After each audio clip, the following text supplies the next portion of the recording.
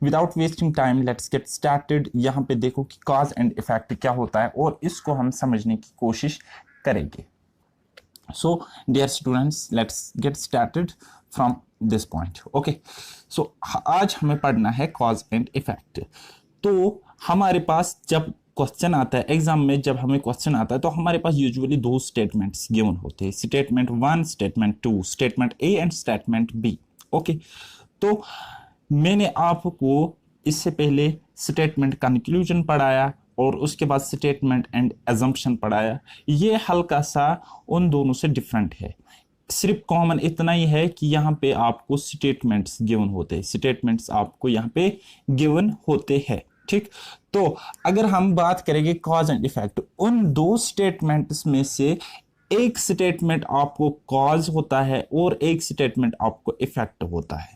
दोनों में से या तो कोई कॉज होगा या तो कोई इफेक्ट। ठीक, हालांकि दोनों इफेक्ट भी हो सकते हैं या कुछ भी हो सकते हैं, लेकिन याद रखना फिलहाल आप सिंपली समझने की कोशिश करो कि दो स्टेटमेंट्स आपके पास गिवन होते हैं, एक स्टेटमेंट आपका कॉज होता है और एक स्टेटमेंट आपका इफेक्ट होता है। तो गाइस, आप मुझे बताओगे कि कॉज क्या हुआ और इफेक्ट क्या हुआ। से फॉर एग्जांपल मैं आपको एक एग्जांपल से यहां पे क्लियर करने की कोशिश करूंगा। मैं कह रहा हूं कि मिस्टर एक्स ने खाया जहर। ठीक, उसने पॉइजन कंज्यूम कर लिया। ओके, तो मिस्टर एक्स ने जहर खा लिया। Suppose this is statement A. Okay ji, और मैं फिर बोलता हूं एक्स, इस पर्सन की क्या हो गई, इस पर्सन की हो गई डेथ, इस पर्सन की हो गई death. Suppose this is statement B. तो गाइज यहाँ पे जब आप इस पूरी कहानी को पहले स्टेटमेंट और दूसरे स्टेटमेंट को समझने की कोशिश करोगे तो डेथ का काज बन जाता है जहर खाना, डेथ का काज बन जाता है जहर खाना, और जहर खाने का इफेक्ट बन जाता है डेथ, इफेक्ट बन जाता है डेथ। यानी कि जहर खाने की वजह से हो गई डेथ, और डेथ किसकी वजह से हो गई, आप बोलोगे सर पॉइजन की वजह से हो गई। तो ये पॉइजन यानी कि statement A is cause and statement B that is death, और ये स्टेटमेंट बी क्या है यहाँ पे, ये एक इफेक्ट है, ये एक इफेक्ट है। समझ आई मेरी बात? Are you getting my point? So यही होता है, आपके पास दो स्टेटमेंट्स होते हैं, एक होता है कॉज एंड दूसरा होता है इफेक्ट, या दूसरा कॉज हो सकता है, पहला इफेक्ट हो सकता है। इन शॉर्ट कहने का मतलब है दो में से एक कॉज होता है और दो में से एक इफेक्ट भी होता है। ओके डियर स्टूडेंट्स, सपोज मैं बताऊंगा एक और एग्जांपल से समझने की कोशिश करेंगे। मैं बताऊंगा कि किसी इलाके में, सपोज इलाका ए है और वहां पे फ्लड आ गया, जो कि आज इंसिडेंट्स हो रहे हैं। ठीक, तो फिर स्टेटमेंट बी मैंने बताया कि उस इलाके में 100 डेथ्स हुई या प्रॉपर्टी को बहुत लॉस हुआ, नुकसान हुआ। ओके जी, तो पहला स्टेटमेंट और दूसरा स्टेटमेंट जब हम ध्यान से देखते हैं तो हम कहते हैं डेथ्स जो हुई, नंबर ऑफ डेथ्स जो हुई, ये किसकी वजह से हुई, फ्लड आने की वजह से। तो ये फ्लड क्या बन जाता है हमारा, ये वाला स्टेटमेंट, हमारा पहला वाला स्टेटमेंट जिसमें फ्लड का जिक्र है, तो ये बन जाता है कॉज, एंड इसकी वजह से डेथ्स हुई तो वो बन जाएगा इफेक्ट। ओके जी, तो मैंने आपको स्टैटिस में भी वैसे ये पढ़ाया था, अगर आप लोगों ने वो वीडियोस देखे थे, तो कॉज एंड इफेक्ट किस तरह से होता है। ओके जी, अगर हम टाइप्स ऑफ ऑप्शंस की बात करेंगे, ठीक, ऑप्शंस क्या क्या होते हैं, या तो आपके पास दो स्टेटमेंट्स गिवन होंगे, उनमें से पहला वाला कॉज होगा, दूसरा वाला इफेक्ट होगा। पहला वाला स्टेटमेंट कॉज होगा एंड दूसरा वाला स्टेटमेंट इफेक्ट होगा। और जो दूसरा ऑप्शन कुछ इस तरह से बनता है कि पहला वाला इफेक्ट होता है एंड दूसरा वाला उसका कॉज होता है, यानी कि statement B is cause and statement A is effect. Okay ji, और जो तीसरा है इसको मैं मारूंगा क्रॉस। बोलोगे सर क्यों मारोगे क्रॉस? क्योंकि यहां पे हमें दो काजेस है, यानी कि इंडिविजुअल काज। तो अगर आपको कहीं पर इंडिविजुअल काज होता है तो वो काज कभी नहीं हो सकता है, वो इफेक्ट ही होता है, वो इफेक्ट ही होता है। सपोज मैंने एक ही स्टेटमेंट बोला कि जावेद अहमद की डेथ हो गई। सपोज जावेद अहमद डाइड, ठीक, जावेद अहमद डाइड।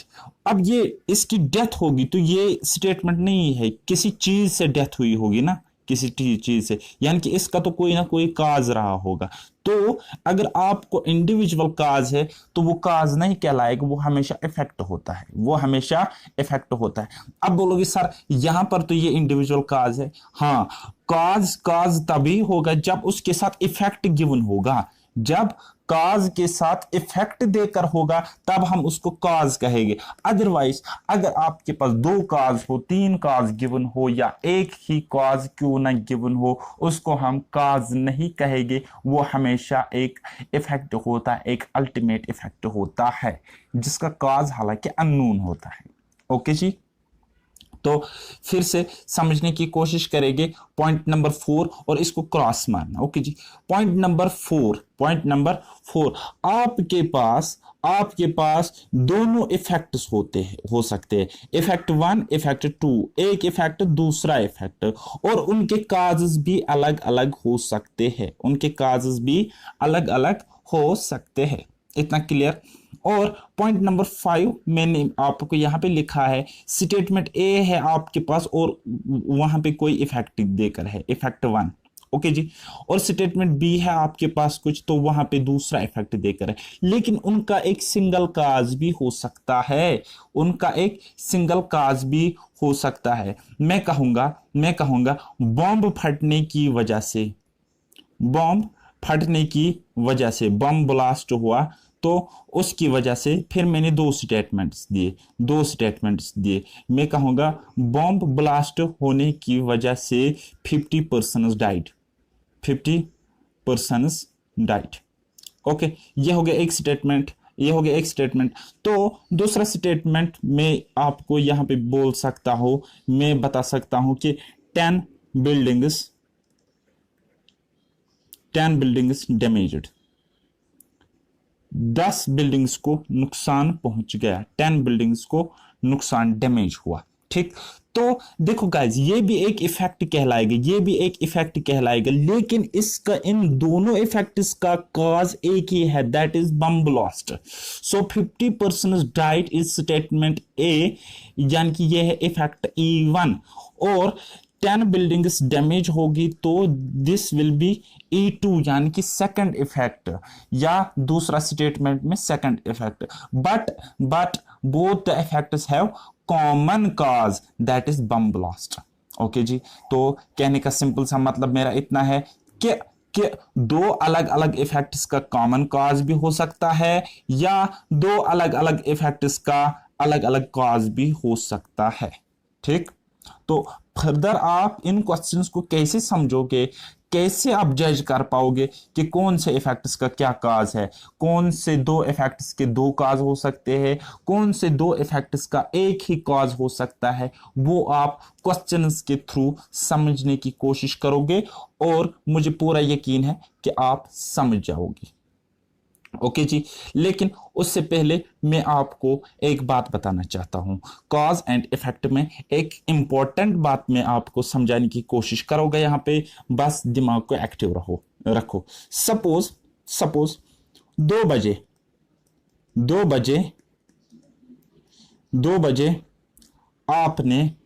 बजे आपने स्विमिंग स्टार्ट करी किसी रिवर में। ठीक, होते हैं कुछ लोग ऐसे। ओके जी, स्विमिंग स्टार्ट करी किसी रिवर में, पानी बहुत ज्यादा था। ओके जी, और 2 घंटे आप स्विमिंग करते रहे, और 4 बजे आप डूब गए। ठीक, या आप नहीं, कोई और, या डूब नहीं गए बल्कि डेथ हुई। ठीक, अब यहां पे समझने की कोशिश करो, पहले आपने स्विमिंग करी ना, बाद में डेथ हुई, तो स्विमिंग क्या होगी, ये काज बन जाएगा, और डेथ क्या होगी, इफेक्ट हो जाएगा। लेकिन अगर फर्दर हम इसको इस तरह से समझने की कोशिश करेंगे, फर्दर इसको हम इंसिडेंट फर्स्ट नाम रखेंगे, इसको हम इंसिडेंट सेकंड नाम रखेंगे।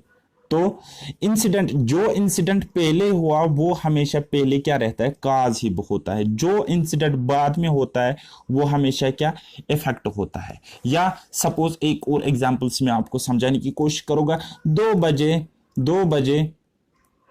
बजे किसी शख्स का एक्सीडेंट हो गया, रोड एक्सीडेंट हुआ, ओके जी।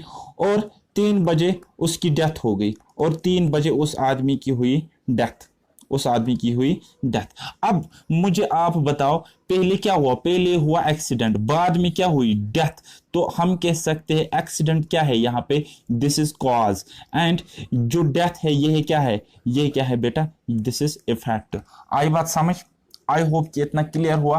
अब हम क्वेश्चंस को बनाने की कोशिश करेंगे, और मुझे पूरा यकीन है कि आप सारे क्वेश्चंस कर लोगे। लेकिन उससे पहले मैंने एक एग्जांपल ली है आपको समझाने के लिए, आप इसको बेटर तरीके से अंडरस्टैंड करो, देन उसके बाद मुझे आंसर बताओ, ओके जी। और बाकी जितने भी क्वेश्चंस मैं आपको बताऊंगा, एक एक का आंसर मुझे कमेंट बॉक्स में बोलना, और जितने भी क्वेश्चंस मैं आपको यहाँ पे कराऊंगा, आप अपना कमेंट बॉक्स में अपना स्कोर बता देना मुझे कि आपसे कितने करेक्टली सॉल्व हो गए, ओके जी।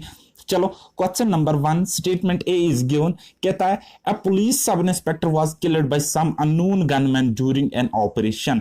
कहता है एक पुलिस सब इंस्पेक्टर मारा गया, ठीक, तो उसको किसने गोली मारी, एक अननोन गनमैन था, ठीक, लापता, कोई अता पता नहीं था वो किस तंजीम से था, क्या वो वाकई मिलिटेंट था कि नहीं था, ठीक। लेकिन हमें पता है कि एक सब इंस्पेक्टर मारा गया, ओके जी। चलो स्टेटमेंट दूसरा जब हम पढ़ते, स्टेटमेंट ए तो हमने पढ़ लिया, दूसरा हम समझने की कोशिश करते। दूसरा, government granted financial aid of ₹10,000 to sub inspectors family. अब गवर्नमेंट ने फाइनेंशियल एड दिया 10,000 रुपए का, क्योंकि सस्ती जान थी बेचारी की, तो 10,000 रुपए उसकी फैमिली को, ठीक। तो अब आप मुझे बताओ कौन सा स्टेटमेंट काज है एंड कौन सा स्टेटमेंट यहां पे इफेक्ट होगा। तो आप बोलोगे सर ये तो बिल्कुल सिंपल है, पहले डेथ हो गई और डेथ की वजह से उनको पैसे मिले 10,000 रुपए गवर्नमेंट ने दिए। तो आप कह सकते हो सर जी ये भी कोई पूछने वाली बात है, ये जो पहला स्टेटमेंट है ये काज है, एंड जो दूसरा वाला बी स्टेटमेंट है ये क्या है, इफेक्ट है, ठीक। तो ये क्वेश्चन आप लोगों ने सॉल्व किया होगा। तो देखते हैं क्वेश्चन नंबर 2 क्या है हमारे पास। अब हम क्वेश्चन को यहां पे बनाने की कोशिश करेंगे, ओके जी। चलो क्वेश्चन नंबर 1 आप पढ़ो और इसको सॉल्व करने की कोशिश करो। हालांकि मैंने previous year question as it's लिए है, ये आप देख सकते हो यहाँ पे। तो लेकिन क्वेश्चन नंबर 1 से हम स्टार्ट करेंगे। चलो जी, क्वेश्चन नंबर 1, पहला क्वेश्चन है हमारे पास, the residents reported of increased criminal activities in the area to local police station. कहते हैं जो रेजिडेंट्स थे, किसी गांव के रहने वाले, उन्होंने पुलिस को रिपोर्ट किया, इन्फॉर्म किया कि क्रिमिनल एक्टिविटीज हो रही है, ठीक। और उसके बाद जो दूसरा हमारे पास स्टेटमेंट है, that is many criminals were arrested by searching the residence of the suspected individuals. और कुछ लोगों को गिरफ्तार कर लिया गया, अरेस्ट कर लिया गया, कुछ लोगों को नहीं, कुछ क्रिमिनल्स को, ठीक। तो अब आप मुझे बताओ पहले क्या हुआ, पहले तो रिपोर्ट हुआ ना, तो ये क्या बन जाएगा, पहला स्टेटमेंट कॉज, एंड दूसरा क्या, जब रिपोर्ट हुआ और उसके बाद कार्रवाई शुरू हुई एंड कुछ लोगों को अरेस्ट किया गया, सो ऑप्शन बी स्टेटमेंट से B will be the effect, okay. ये question solve. So question number 2 बनाने की कोशिश करो यहाँ पे, जहां पे आपको मिलेगा स्टेटमेंट ए, कहता है government has awarded a high stake reward scheme for such persons who may provide on any information about the suspect, okay ji. कहता है गवर्नमेंट ने इनाम रखा अगर कोई भी शख्स सस्पेक्ट यानी कि मुजरिम जो होते, क्रिमिनल्स जो होते हैं, उनके बारे में कोई इंफॉर्मेशन देंगे तो, ठीक। लेकिन दूसरा स्टेटमेंट जब हम देखते हैं, कहता है दूसरा स्टेटमेंट हमारे पास 4 members of a family were brutally murdered by unidentified gunman.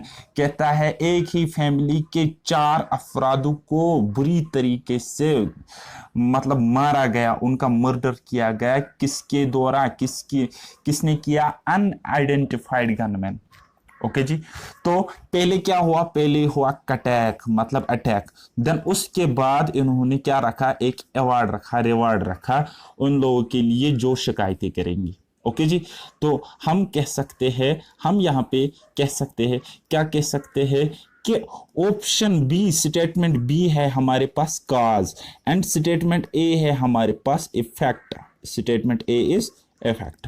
Okay ji, ये क्वेश्चन क्लियर हुआ। क्वेश्चन नंबर 3 बनाने की कोशिश करो। अगेन वेरी सिंपल क्वेश्चन है, बस बनाने की कोशिश करो। कहता देयर हैव बीन, इसको क्या हुआ, हाँ, there have been sporadic events of stone pelting throughout the day in the affected areas of the city। कहता है पत्थरबाजी चल रही थी, पत्थरबाजी चल रही थी और बहुत ही कुछ इवेंट्स भी हो गए, ठीक, कुछ वाक़ा पेश आ गए पत्थरबाजी के। अफेक्टेड एरिया किसी सिटी का, सपोज श्रीनगर लेते हैं या हमारा गांधरबल लेते हैं। ओके, तो ऑप्शन बी, स्टेटमेंट बी है हमारे पास, उसमें क्या कहता है, many wounded people were brought to the near by hospitals from the affected areas of the city. अब आप मुझे बताओ कि ये क्वेश्चन में, इस क्वेश्चन में कौन सा कॉज है एंड कौन सा इफेक्ट है, ठीक। तो क्या होता है, ये जब स्टेटमेंट ए जब आप पढ़ते हो तो पत्थरबाजी होती है, तो ये कॉज है, एंड स्टेटमेंट बी, इस पत्थरबाजी की वजह से क्या हुए, लोग जख्मी हो गए और उनको हॉस्पिटल में पहुंचाया गया। So statement B will be the effective. Okay जी, चलो अब क्वेश्चन नंबर 4 प्रीवियस ईयर का एज इट इज क्वेश्चन मैंने लिया है, बस इनको हम बनाने की कोशिश करेंगे। यहाँ पे आसान आसान से क्वेश्चन है, तो आप मुझे बताओगे कौन सा स्टेटमेंट कॉज है एंड कौन सा स्टेटमेंट इफेक्ट है हमारे पास। ओके जी, चलो पहला स्टेटमेंट समझने की कोशिश करो। यहाँ पे कहते हैं money people left from the city from there native places during the summer months. बहुत सारे लोगों ने अपनी अपनी जगह छोड़ के दूसरी दूसरी जगहों पे चले गए गर्मी के मौसम में, समर मंथ्स में, ठीक। तो फिर स्टेटमेंट बी है हमारे पास, स्टेटमेंट बी है हमारे पास, कहता है money tourists gathered in the city during summer months. बहुत सारे टूरिस्ट जो है वो गैदर्ड हो गए, कहाँ पे, समर मंथ्स में, इस सिटी में। अब आप मुझे बताओ, ये एक किस्म का इफेक्ट है, ये दूसरे किस्म का इफेक्ट है, ठीक। टूरिस्ट आ गए मजे करने के लिए, ठीक, लोग भाग गए उनको सजा की वजह से, यानी कि गर्मी की वजह से, यानी कि ये भी एक इफेक्ट है, ये भी एक इफेक्ट है। स्टेटमेंट ए कोई इफेक्ट है, suppose E1, and statement B अलग सा इफेक्ट है E2। लेकिन ये लोग मजे के लिए आए हैं, उनको पता है कि समर मंथ्स में यहाँ पे मजे लेने हैं, मजा करना है, यहाँ पे बहुत मजा है श्रीनगर में, तो ये इसकी वजह से, यानी कि इसका काज E2 का काज कुछ C2 हो सकता है, कुछ और हो सकता है, और E1 का काज कुछ और ही है, यानी कि गर्मी की वजह से उन्होंने यहां से शिफ्ट किया। सो ये जो दो इफेक्ट्स है इनके अलग अलग काजेस हो सकते हैं। आई बात समझ। नेक्स्ट क्वेश्चन नंबर 5 को बनाने की कोशिश करो। अगेन सिंपल क्वेश्चन है, बस थोड़ा सा दिमाग लगाओ और सॉल्व हो जाएगा क्वेश्चन। चलो जी, कहता है all the schools declared holiday on the next day of the major festival, ठीक। कहता है सारे स्कूलों ने एजुकेशनल इंस्टीट्यूशंस ने हॉलीडे के अगले दिन भी क्या मनाई, फेस्टिवल के अगले दिन क्या मनाई, हॉलीडे। ओके जी, और ये हो गया सपोज हमारा स्टेटमेंट ए, और हमारे पास स्टेटमेंट बी है हमारे पास, all the colleges declared holiday on the next day of the major festival. अब आप मुझे बताओ, ये भी वही बात, ये भी वही बात, ठीक, ये भी वही बात, ये भी वही बात, लेकिन यहां पे स्टेटमेंट ए में बात करेंगे तो इफेक्ट पड़ता है स्कूल्स पे, तो इस इफेक्ट को हम नाम रखेंगे E1 one. And statement B में आपको दिख रहा है कि इफेक्ट पड़ रहा है कॉलेजेस में, और हम इस इफेक्ट को रखेंगे नाम E2। लेकिन इफेक्ट तो एक कॉमन चीज से पड़ रहा है। वो किस चीज से पड़ रहा है? फेस्टिवल से पड़ रहा है। मेजर फेस्टिवल जो हुआ है उसकी वजह से एक सेम इफेक्ट इन पर पड़ता है। या हम कह सकते हैं कि इनका कॉज जो है, इनका एक ही कॉज है, एक सिंगल कॉज है इनका। ओके जी। अगर आप यहां पे इनको एक सेम इफेक्ट भी मान सकते हो, लेकिन इनका एक ही कॉमन कॉज है, इनका कॉमन कॉज एक ही है। तो कॉमन तो एक ही होता है वैसे, तो कॉज इनका एक ही है, that is common cause. Okay जी।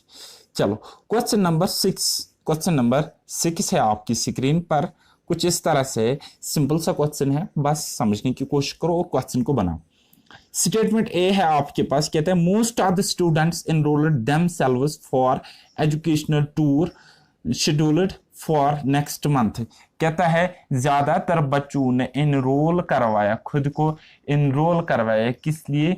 जो कि एक टूर, एजुकेशनल टूर होने वाला है अगले महीने। सपोज ये महीना चल रहा है अगस्त एंड सितंबर में कोई एजुकेशनल टूर होने वाला है, तो इसलिए स्टूडेंट्स ने खुद को एनरोल करवाया। ये होगी एक बात। तो ये हमें एक इफेक्ट ही नजर आ रहा है ये भी, ठीक।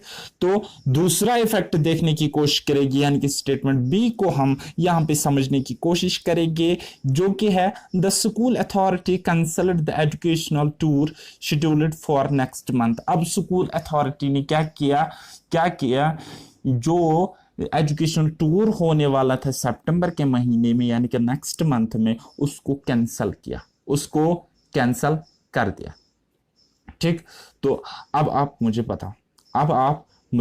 बताओ कि ये गेम क्या चल रहा है। Statement A, statement B, okay ji. और ये क्या है? E1 यानी कि एक इफेक्ट, ये क्या है? E2 यानी कि दूसरा वाला इफेक्ट। लेकिन इनके काज, इसका काज कुछ और था। इसका काज था एजुकेशन टूर होने वाला है और मजे लेने हैं, और इसका काज कुछ और था कि हालत खराब है, कोविड चल रहा है, और ये नहीं हो सकता है। क्या नहीं हो सकता? टूर E2 नहीं हो सकता, यानी कि इफेक्ट 2 जो पड़ा वो दूसरे काज से पड़ा। यानी कि यहाँ पे दो इफेक्ट्स है और दोनों इफेक्ट्स के अलग अलग काजेस हो सकते हैं। दैट इज डन हो गया ये क्वेश्चन, डन। हाँ, क्वेश्चन नंबर 7 को बनाने की कोशिश करो। अगेन सिंपल सा क्वेश्चन है, खुद करना, डू योरसेल्फ, ठीक। चलो जी, क्वेश्चन नंबर 8 यहां पे आपकी स्क्रीन पर है। कहता है ए, स्टेटमेंट ए है हमारे पास। कहता है the road traffic between the two towns in the state has been disrupted since last week. कहता है जो दो टाउन थे उनमें जो रोड ट्रैफिक था वो डिसरप्ट हो रहा है या हुआ है या होते आ रहा है। कब से? सिंस लास्ट वीक, पिछले हफ्ते से, लास्ट वीक से। तो statement B, we have the rail traffic between the two towns in the state has been disrupted since last week. अब क्या है, यहाँ पे रेल ट्रैफिक डिसरप्ट हुआ है और यहाँ पे रोड ट्रैफिक डिसरप्ट हुआ है, ठीक। तो इसका आंसर क्या हो सकता है? देखो गाइस, यहाँ पे इफेक्ट 1, यहाँ पे इफेक्ट 2, ठीक। This is statement A, this is statement B. लेकिन काज क्या हो सकता है?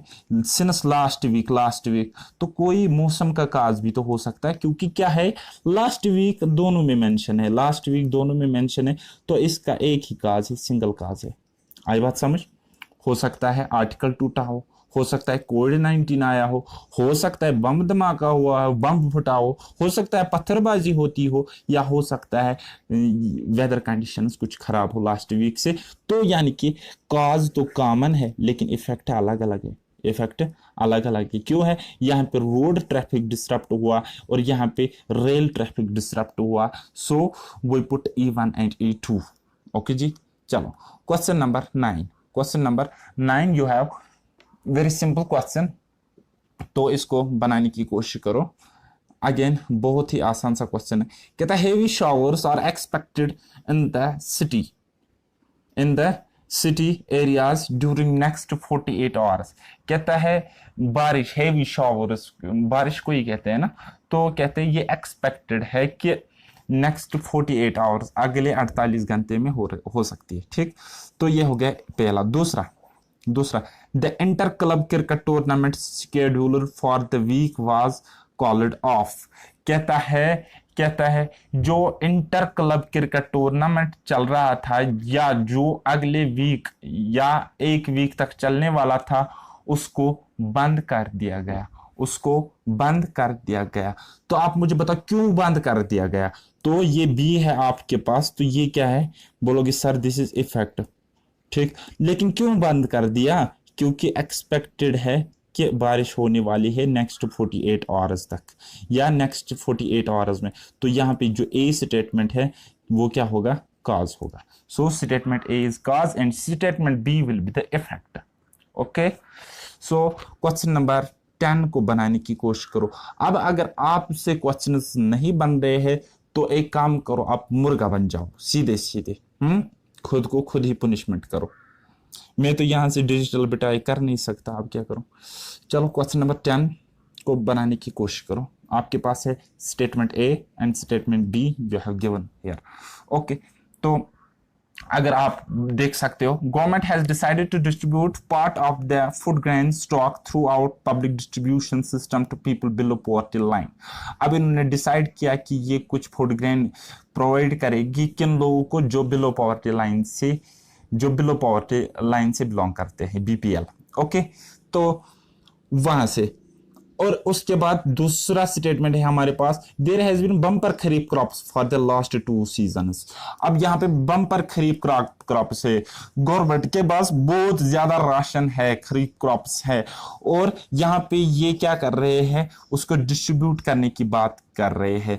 तो स्टेटमेंट ए में हम कह सकते हैं कि एक किस्म का इफेक्ट है, और स्टेटमेंट बी में हम कह सकते कि दूसरे किस्म का इफेक्ट है। ये जो दूसरे किस्म का E2 इफेक्ट है, ये इसका काज कुछ अलग सा हो सकता है, क्योंकि ये किसानों की मेहनत है। बम्पर खरीफ क्रॉप्स हो गई लास्ट 2 सीजन, तो इसका अलग काज है। और जो E1 है उसका तो आपको काज पता ही है, गरीब लोगों को ये क्या करना चाहते हैं, मतलब डिस्ट्रीब्यूट करने चाहते हैं राशन, तो इसका काज कुछ अलग है। ठीक, तो यहाँ पे हम कह सकते हैं कि दोनों स्टेटमेंट्स यहाँ पे इफेक्ट्स है, अलग अलग इफेक्ट्स है, और इनके काजेस भी अलग अलग है, इनका कोई कॉमन काज नहीं है।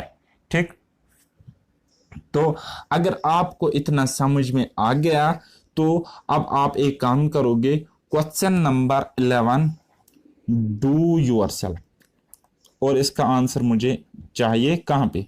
हाँ, वहीं पे कमेंट बॉक्स में। क्वेश्चन नंबर 12 खुद बनाओगे और इसको मैं लिखूंगा होमवर्क। ठीक, और क्वेश्चन नंबर 13 जो है ये भी खुद ही करना है, मैं कुछ नहीं करूंगा। Do yourself. And question number 14 भी खुद ही कर लेना। ठीक, ये भी आप खुद ही कर लेना। एंड क्वेश्चन नंबर 14 तो यहाँ पे रिपीट हुआ है, सॉरी। एंड क्वेश्चन नंबर 15, अब ये शायद, हाँ ये लास्ट क्वेश्चन है, तो मैं यहाँ पे क्वेश्चन नंबर 15 आपको समझाने की कोशिश करूँगा। चलो जी, क्वेश्चन नंबर 15 को हम यहाँ पे समझेंगे। स्टेटमेंट ए है हमारे पास, the government has increased the prices of petrol and diesel by 10% with immediate effect. कहता है गवर्नमेंट ने पेट्रोल के दामों को चढ़ाया, इंक्रीज किया कितने परसेंट से? 10% से, विद इमीडिएट इफेक्ट, यानी कि बहुत जल्दी ऐसा होने वाला है। ओके जी, स्टेटमेंट बी है हमारे पास, कहता है the oil producing countries have decided to increase the crude oil production by about 20% during the next quarter. कहता है जो ऑयल प्रोड्यूसिंग कंट्रीज है उन्होंने डिसाइड किया, क्या डिसाइड किया? कि वो बढ़ाएगी, to increase crude oil production, वो क्रूड ऑयल प्रोडक्शन को क्या करेगी? उनके दामों को बढ़ाएंगे बाय अबाउट 20%। कितना बढ़ाएंगे? 20% ड्यूरिंग द नेक्स्ट क्वार्टर, जो अगले 3 महीने आने वाले हैं। ठीक, उसमें। ओके जी, तो अब हम देखते हैं कि यहाँ पे भी चीजें बढ़ रही है, यहाँ पे भी चीजें बढ़ रही है। ठीक, क्यों बढ़ रही है वो तो आपको मुझसे ज्यादा पता होगा।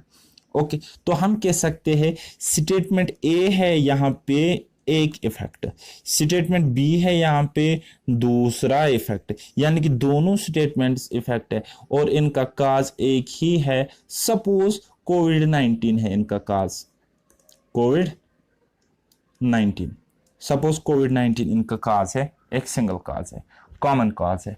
ठीक, तो ये कॉमन काज की वजह से क्या हुआ, गवर्नमेंट पर भी इफेक्ट पड़ा और गवर्नमेंट ने डिसीजन ले लिया। क्या लिया, हम 10% चढ़ा रहे हैं पेट्रोल में, और जो ऑयल प्रोड्यूसिंग कंट्रीज है उन्होंने भी डिसीजन लिया। क्या लिया कि हम क्रूड ऑयल प्रोडक्शन को बढ़ाएंगे लगभग 20% से। क्यों, क्योंकि रेट इनको जबरदस्त मिलने वाला है यहाँ से। तो एक ही रीजन हो सकता है कोविड-19। ओके जी, तो इनका एक ही काज है, दो स्टेटमेंट्स का एक सिंगल काज है। तो जब सिंगल काज होगा तो दोनों स्टेटमेंट जो होंगे वो क्या होंगे, इफेक्ट होंगे। ओके जी, चलो अब मैं आपसे ये एक इंपॉर्टेंट बात यहाँ पे शेयर करने वाला हूँ। आपका जितना भी मुझे कॉन्ट्रैक्ट मिला था पढ़ाने का, लगभग मैंने 70% कंप्लीट किया है, 70% कंप्लीट किया है आपका क्रैश कोर्स। तो जो आपका नेक्स्ट लेक्चर रहने वाला है, वो मैं कराऊंगा आपको सिटिंग अरेंजमेंट एंड देन उसके बाद जो नेक्स्ट होगा वो मैं आपको सिटिंग अरेंजमेंट वाले चैप्टर के बाद बताऊंगा। तो फिलहाल आप इन लेक्चर्स को एंजॉय करो और ज़्यादा से ज़्यादा प्रैक्टिस करो।